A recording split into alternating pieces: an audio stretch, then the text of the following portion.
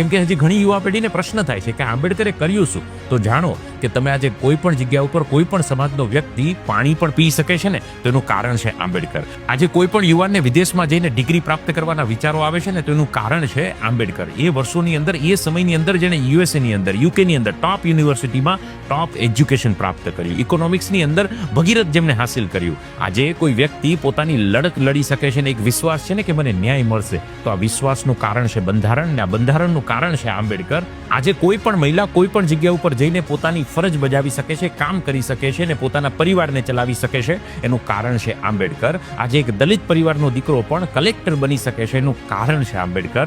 આજે કોઈ પણ વ્યક્તિ ઊંચું માથું કરીને ચાલી શકે છે, એનું કારણ છે આંબેડકર. આજે કોઈ વ્યક્તિ કરોડપતિ હોય, લાખોપતિ હોય કે ટકનું લાવીને ટકનું ખાતો હોય, પણ એને સમાન હક આપવાનું કારણ છે આંબેડકર. આજે મંદિરોની અંદર આપણે જઈને ઈશ્વરને પ્રાર્થના કરી શકીએ છીએ અને ઈશ્વરના દર્શન કરી શકીએ છીએ ને, એનું કારણ પણ છે આંબેડકર. પણ જે કંઈ પણ આપણને ગર્વ પ્રાપ્ત થયું છે એનું કારણ છે આંબેડકર, અને આજે એમની જયંતિ છે. વિશેષ તમારું શું માનવું છે ચોક્કસથી કોમેન્ટ કરજો, પણ આ વિડીયોને તો આપણે જરૂર શેર કરીએ યાર. એનું કારણ છે આંબેડકર.